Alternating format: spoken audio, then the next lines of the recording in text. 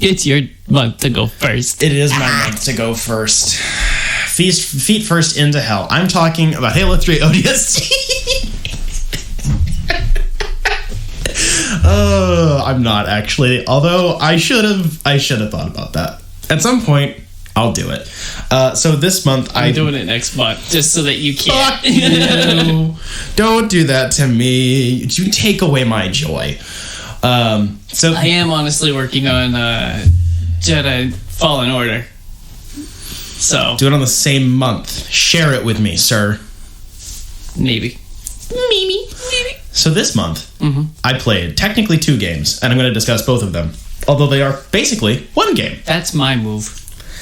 Yes, but yours are like tied together by like some pretentious philosophical meandering you're having about mostly undercooked games or whatever.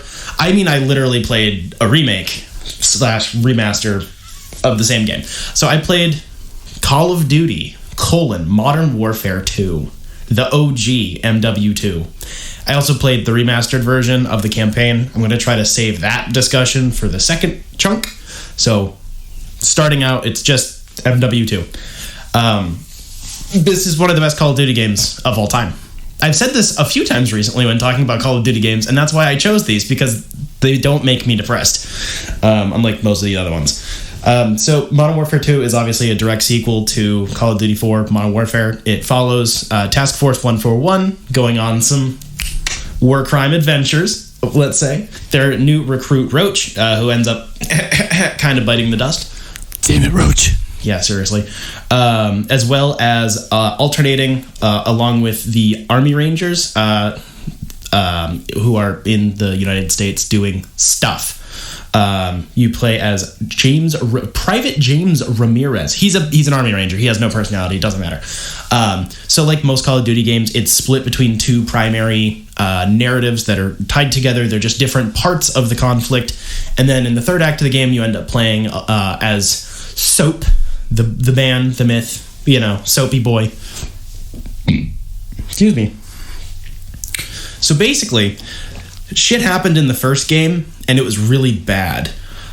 And then nothing actually happened about it. Like, all of the shenanigans, the plot, the meat, was all just kind of thrown out the window, and just, oh, well, screw you guys. Like, you lost some, 30,000 soldiers in the previous conflict, and there's no real proper recognition of it. It doesn't start some, worldwide reassessment of nothing. It's just, wow, look, shit happened, okay, and there's no proper recognition of the people who died and the stuff that they did and all that fun stuff.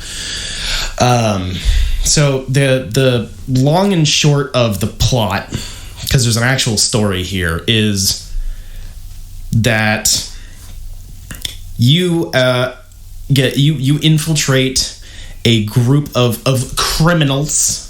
They're Russians, of course. Well, sort of, not really. You infiltrate a group of bad guy terrorists as a Fed, and then you get left there and left as a plant of a terrorism that you did. So Russia just blames the whole thing on the United States. It's a really crazy linchpin for the plot, which doesn't really hold up under scrutiny, where it's like, wow, so one of the 5 people involved in this terrorist event was an American. We don't know anything about the other ones. Well, I guess it was just America, And then World War III happens. And that's the majority of this game, is Russia invades the U.S., and there's a massive ground war. You got to defend Burger King. Sorry, the Burger Town restaurant from those crazy Russians. They just really want their Whoppers. And then the guy who's behind the whole thing, the twist is still kind of worth saving, so I'm not going to explain the actual intricacies of the plot, but the big twist villain is revealed at the end of the second act, and it's all balls to the fucking walls from there, whereas you go kill him. And then the game is over, basically. I explained that plot horribly. It's very hard to explain, even though there's an actual coherent story here, because the game ping pong balls between the 2 portions of the conflict and introduces a lot of new characters at every literal turn to make it bigger. That's the motto of this fucking game. Is if the first game, if not the first game, but if Call of Duty 4 Modern Warfare was the first proper, foray into modern settings for first-person shooter games, then this was when Hollywood gets a hold of it. It's been endlessly compared to Michael Bay movies, which I feel like is a little inaccurate. That's a bit overkill, but the tone is ramped up to like 150%. It's extremely over the top. Everything reflects that. It's crazier. The characters are more wacky. The events are crazier. The presentation is bigger and bolder, and brash. It's very big. That's kind of the yeah. I had an analogy and I lost it. Please hold. Brain is so sleepy.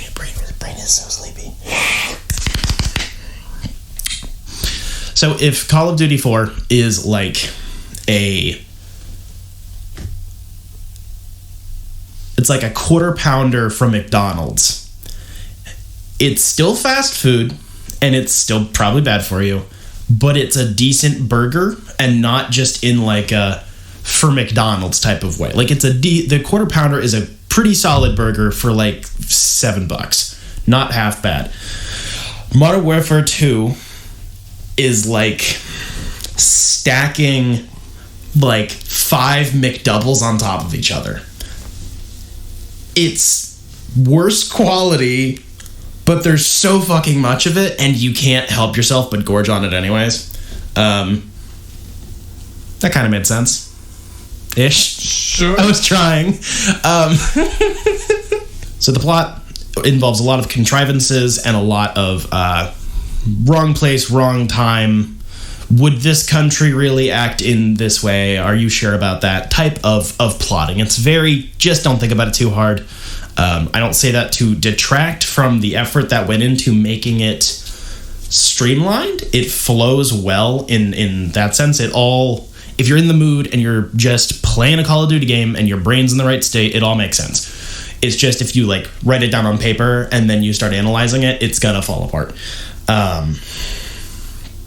The general presentation of the game is very strong, and I think it holds up incredibly well. This game came out in, 2009? I thought it was 2007. It was 2009. So for a game that came out ages ago, I think the general presentation is the part that makes it the most enjoyable on replay now. This is probably my 5th or 6th playthrough of this campaign, I think. Somewhere in that neck of the woods. So the user interface and the menus are all very solid. They are mostly still functional. They're kind of an additional step on top of the Modern Warfare originals user interface and menus. The musical score has a new composer, but it's Hans fucking Zimmer. So I don't care that a lot of the old stuff was thrown out. It's Hans Zimmer, let's fucking go. All of the musical themes for this game are fucking awesome. A lot of them are hummable. They're very over the top. They are used very consistently. The different teams, different squads of soldiers have their own different motifs. The main characters have their own themes. And it's just like actual ooh-rah type shit. And I am the least ooh-rah type person that I know. And this game, it still is like, yeah, I want to kill Russians. So that has that going. That's for because they invaded Burger Town. They deserve to die. They are trying to take away my burgers. Jeez. The gameplay is obviously the big meat and potatoes. So the gunplay is all very version 2 of Call of Duty 4. It is more weapons with more variants is the thing that keeps the gameplay the gunplay flowing for me. Is it's a lot of very similar weapons that we're very familiar with already. They're pretty similar. You have your light machine guns, submachine guns, assault rifles, handguns, shotguns, and so on.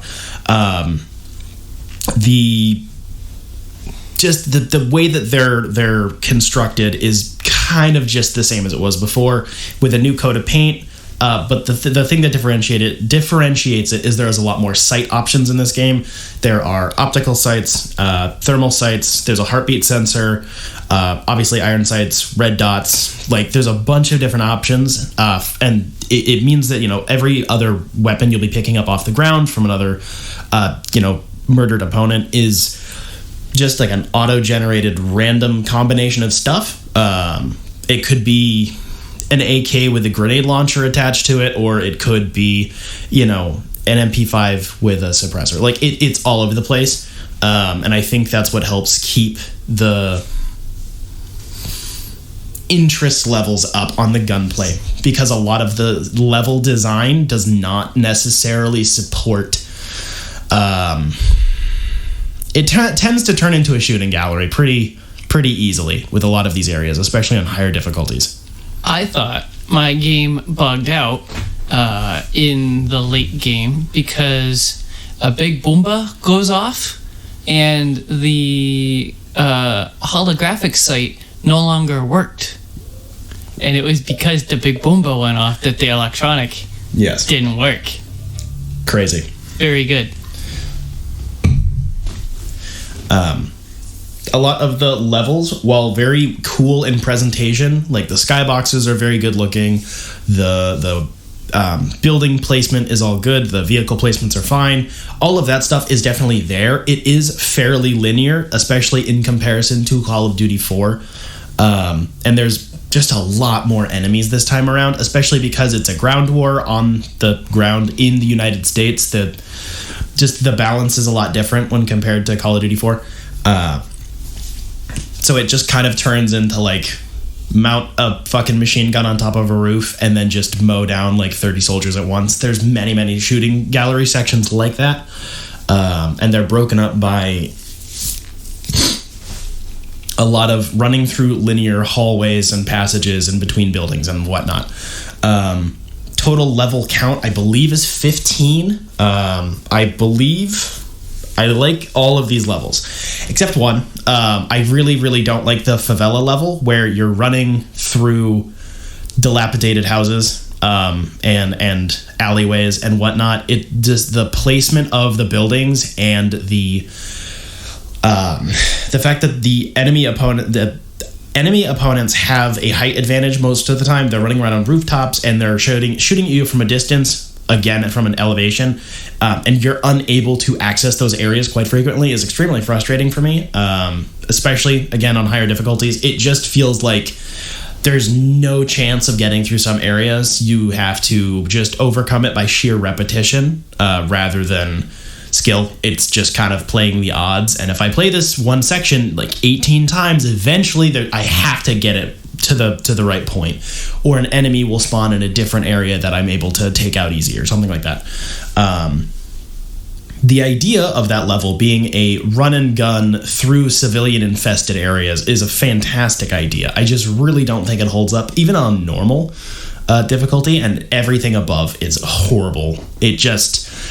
There are fake timers on the level. It's like, yo, you need to find this guy in 30 seconds or whatever. And nothing happens if you don't. The dialogue from, through your earpiece just keeps repeating and repeating and repeating. And they're like, no, we're chasing this guy down this way. No, we're chasing this guy down this way. It's like, despite the fact that I'm basically crawling through the place because I have to pop off enemies from behind so many walls, it turned into a very miserable experience. Also, I have to kill too many dogs in that level. It makes me very sad. Mm-hmm. I don't like killing dogs. There's a lot of dog killing in this game. Yeah, there's a lot of dog killing in Call of Duty. Yes. Particularly Call of Duty Ghosts, the dog game. Yes. A lot of the levels here have gone down in levels of infamy because a lot of them are very iconic. Burger Town. It's great. It's a good meme.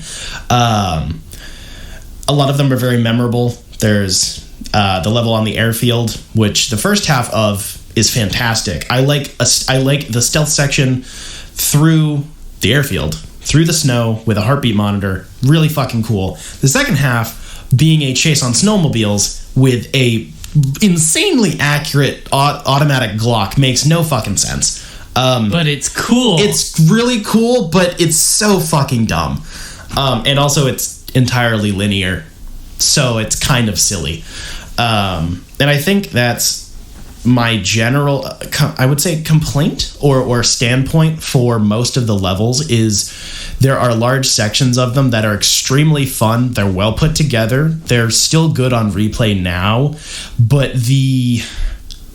because the theatrics of the game have worn off because of the technological advances that we have now, the bones are kind of exposed, if that makes any sort of sense. Call of Duty 4, whilst it had some severe technical limitations, and a lot of the levels were the story was designed around the levels, and it was more so about the technology, and it was like, oh cool, we made this level, we have to find a justification to use it. Because the game was kind of honest about that and the story was a lot more bare bones, it wasn't trying to necessarily wow you as much with, holy shit, there's 50 explosions going on screen right now and everything's on fire. Modern Warfare 2 does that quite frequently. There are portions of levels where there's enemies using grenades nonstop, there are vehicles blowing up, there are enemy armored cars and tanks all over the place, and the explosion and particle effects really don't hold up at all. It's really bad.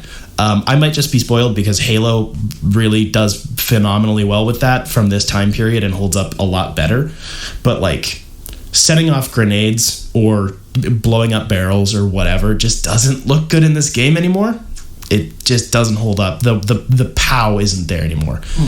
So it's not there to it's not efficient at distracting you from the more sloppy executions of some areas. The third act is a pretty good example. The final level is primarily a boat chase on an inflatable raft.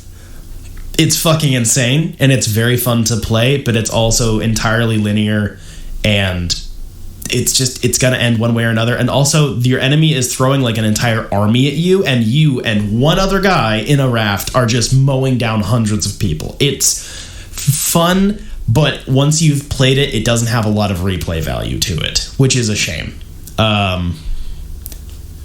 The voice acting for all of the characters is really, really good. I think that part does hold up very well. Keith David has a role in this game that I entirely forgot as the head of the Ranger Squadron that you're a part of. Just one of those things that happened a lot in the mid-2000s that's kind of coming back as like celebrities or like very popular voice actors being in video games, which is cool. It's just really weird hearing the Arbiter in my ear just without the voice warbling, you know? It's a funny experience. It makes me rather go play Halo 3. The only real collectible for this game, thankfully, is intel. There are between 2 to 4 pieces of intel. It's just an enemy laptop scattered between levels. This has become a Call of Duty staple, especially now. This game was the second or third to have it, I believe, in this form, and it's just kind of become the standard. In the original version of the game, they don't unlock anything other than achievements. Just, hey, you got all the intel for X, Y, and Z levels. I still think that's fine. It's not much, but considering it's a first-person shooter that's primarily linear, it makes sense that your only real collectibles are like, wow, you went down this one broken door or around the corner over here. It's not like you have to dig around to find them. They're just kind of lying around. And that's fine. So in total, I believe there's between 30 and 40. That's fine. They don't do shit, but I like achievements. I'm just glad that they don't try to add anything else on top of it. There's just no need. Yeah, it's really weird. I did not enjoy this replay through as much as I thought I was going to. It still does hold up very well, like especially in comparison to other Call of Duties. I think I wouldn't say necessarily a trick, but something that if you've played more than a few Call of Duties in a row, like campaigns specifically, especially even if you played newer ones, once you go back to an older game and then you recognize the strategies and the ways that they go about creating the experience that they want you to have, you can see them in future games, even when they're really, really dressed up. Like, you can see through the smoke and mirrors and actually see what the game is, like, on its bare bones level. And it really demonstrates how much Call of Duty hasn't evolved since this game. There's definitely some big changes here and there. There's obviously a lot of really strong technological changes. Modern Warfare 2019 should have been setting a great precedent, and it didn't. That was discussed a couple months ago. But like this, if you kept the skeleton for this game and it had like a completely fresh new coat of paint on it, like even if you reworked it from the ground up, it's still gonna feel like another Call of Duty game, like any of them. And that's what the remaster was for this. Multiplayer, I played about 5 hours around just to re-familiarize myself with. I have sunk probably a couple 100 hours into this game in the long run. This is the game that really blew up the multiplayer space for Call of Duty. Obviously, Modern Warfare, the first one, kicked it off pretty hard, but Modern Warfare 2 is like peak on Xbox Live calling people slurs. You know, like that was peak gamer mode. The map selection is all really solid. They're very iconic and extremely replayable, which is good for your multiplayer. I think more than anything else, you need good maps. Rust is still my favorite Call of Duty map ever. Those sorts of things definitely hold up really well. The weapon selections are expanded on from the campaign quite a lot. There's a lot more options for guns, as well as more attachment options and combinations. The customization is all fine. You can do basic aesthetic changes, change what army your soldier is from. Nothing too crazy. Has the usual nameplates and emblems that you'd expect from any multiplayer at this point. In a similar way that when I was talking about how Call of Duty 4 kind of feels bland by today, just because it kind of not necessarily started, but like really reinforced a lot of the tropes that we'd see moving forward. This is what did it for the multiplayer for Modern Warfare 2. It's still pretty playable. I'm impressed in terms of like how well the servers are still functioning and the lack of hackers, which is really weird. Most of the people on it are insanely sweaty because they've been playing it for like 15 years now, but it still is all there. It didn't take me very long to get into matches. It all still functions. I'm impressed that Activision still has the servers up. I think they have the online servers up for everything after... I think it's everything after Call of Duty 3. That's really weird. There's a lot of infrastructure they're kind of just letting sit there. Spec Ops is introduced in this game, which became a temporary standby for this series before Modern Warfare, the sub-series, kind of died off for a little bit. It's basically just removing mission levels and adding some slight modifications. So, say, removing one of the levels, the snow stealth level, just having it be there. There's no introductory cutscene, there's no dialogue, there's no real prompts. It's just basic objective, go from point A to point B, obtain this item, kill these enemies type stuff. It does make for very good replayability. There's a basic star rating system for accuracy and how many enemies you've killed and how fast you completed the level. There's believe about 25 of them in total. It's almost the entire campaign is reworked for Spec Ops, even though it is I would assume probably pretty easy to make a Spec Ops mission when you just reuse assets from the campaign. I still think it's a good thing to do. It makes it easier to go back to stuff rather than having to load up the big cutscenes and the pre-renders and the story bits and then having to sit through so many pre-scripted moments. If you just want to sit there for 30 minutes, play a little bit, and like turn it off, I think Spec Ops is really good for that. It's also really good for co-op. Really, really good. Some of the earliest and best memories I have of playing Call of Duty would be playing Spec Ops in Modern Warfare 2. The original version of the game I have had in my closet for 10 years now. I probably bought it for like $5 originally at some random store. You can get a copy of it anywhere. It's one of the most popular games of all time. So the remaster is really mid. Like really, really, really mid. And there's something about it that is off. The situation surrounding it is very strange. So it was released during lockdowns in America, exclusively for PlayStation, and it's only the campaign, and it was $20. It's really weird. It was a temporary exclusivity deal for 6 months, I believe. But during times where people were all sitting inside and Call of Duty kind of was, I mean, obviously you release a remaster, you're trying to like spike the player base a little bit. They only put it on PlayStation for a little bit because Activision fucking sucks. Just a really stupid choice, which I think soured a lot of people on it. They also dropped it with almost no marketing. For the most popular Call of Duty game of all time and the bestseller, the fact that they remastered the campaign and then just kind of dropped it with one trailer a week ahead of time is fucking insane. This could have been like this could have sold gangbusters. The Modern Warfare remaster did sell gangbusters. Despite some pretty big flaws on that one. So the fact that they kind of half-assed this is really weird more than anything else. It doesn't make it miserable, it's just odd. And also, it's only the campaign. Fucking why? Modern Warfare 2 was known for its multiplayer primarily.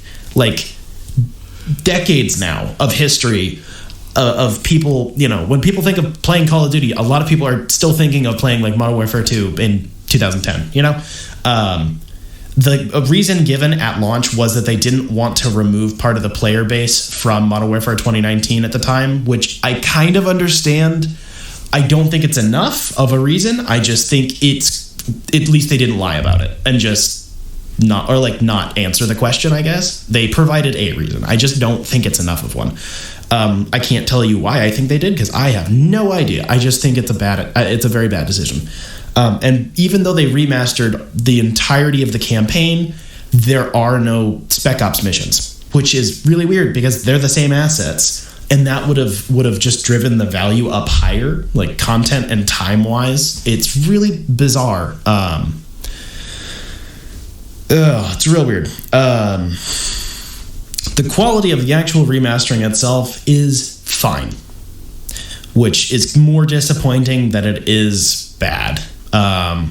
The Modern Warfare, the Call of Duty 4 remaster was flawed in some areas. The multiplayer was kind of a nightmare, and there's still plenty of tech problems with it.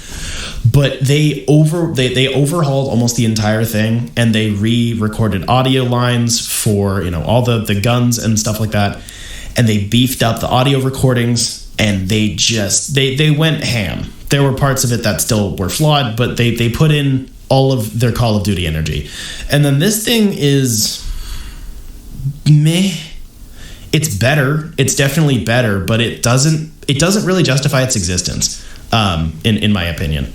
So there's like 3 tiers for me of like remaster remake stuff. So you have your reimagining of a game, like the Resident Evil has done this a couple of times, where they rework a concept from the beginning. They drastically change gameplay. They might reuse like the majority of the story, but they do rework it quite a lot. This is all a kind of a gradient, but like there's still multiple big boxes. Then there's your middle section where it's potentially like restoring cut content or putting content in from like DLC packages, overhauling some certain portion of the game, just not the whole thing. So like reworking character models and textures and re-recording audio and stuff, where it's still the same exact bones. They just put a really good coat of paint on it. And then you just have the bottom tier, which is we took the PC version of the game and put it on console, where we're just running it on max graphics. They didn't do shit to it. They just cranked up the settings and then shipped it out. Those ones are all horrible. This exists above that by a bit. It's in the middle tier, but it's very low on the totem pole, which is why it's really frustrating for me. The character models are reworked, and they did re-record audio for the guns, which do sound better. But something about either the textures or the lighting really bothers me. I would rather play the old one. There's something about it that feels mismatched. I don't know a lot about how games are made, so it's harder for me to nail down. But either the textures have been too updated for the lighting engine, or the lighting engine has been updated too far for the textures. I can't tell which one it is, but it feels weird to look at quite frequently. The skyboxes are a lot better. The faces are a lot better. The general animations have been smoothed out quite a bit. The gun models have been improved. That stuff is all there. It's 7 out of 10 remastering. It's good. It's just not that exciting. But then I'll randomly look down like a hallway or whatever, and it just looks like fucking trash. Like the lighting is reflecting too harshly off of surfaces, or the surfaces don't have enough texture to catch the lighting in a way that makes it look like something instead of just like a blank void or what. It's hard to describe. It just doesn't always look right. The big change about the remaster is how the intel works. Yes. There are two things about this remaster that I like, and that's one of them. Is the intel is the exact same, it's in the exact same spots, but it basically activates cheats for the game, and they kind of act like skulls for Halo, where you can play the whole game over again with everyone's head being a pineapple or something like that. Like silly, dumb things that aren't really that beneficial. They're just fun. It adds fun things, but it also adds like challenges, and I think there were a couple of like camera filters, and it's kind of like they're kind of like Lego cheats. Honestly, some of them are quirky. They're just there because they're goofy. Some of them have more gameplay relevance. None of them are interesting enough for me to replay the game with them, though, to be honest. I'll turn them on for like a level and then turn it off. It's not enough for me to go replay the whole game with like all the cheats turned on.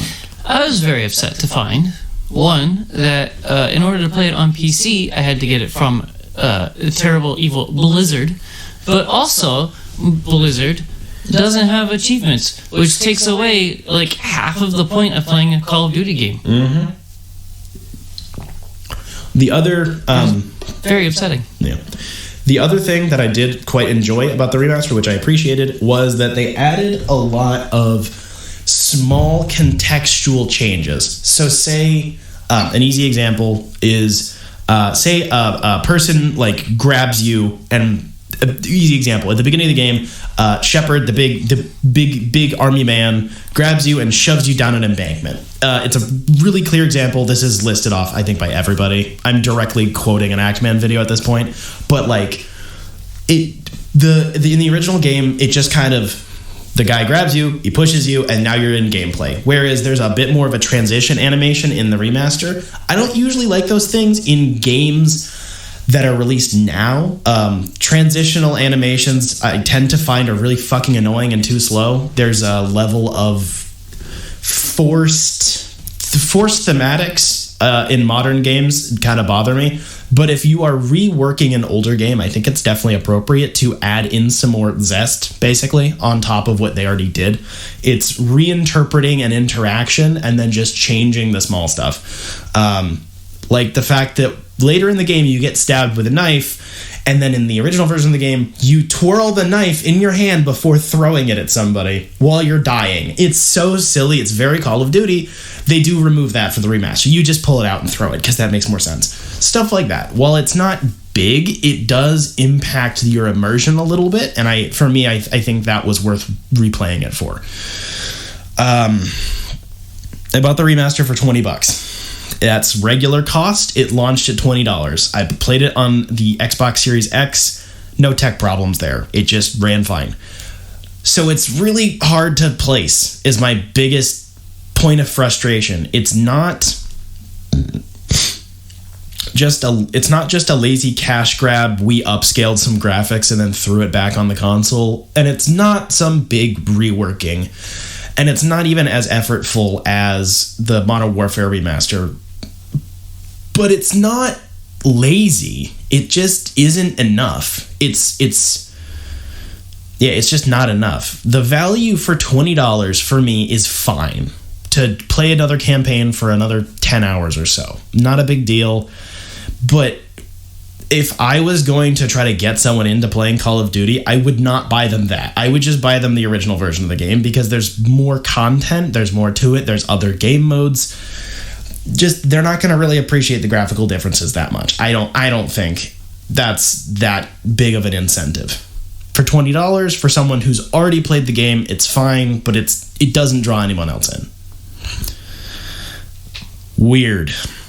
That's my final verdict on Modern Warfare 2 Remaster. It's weird.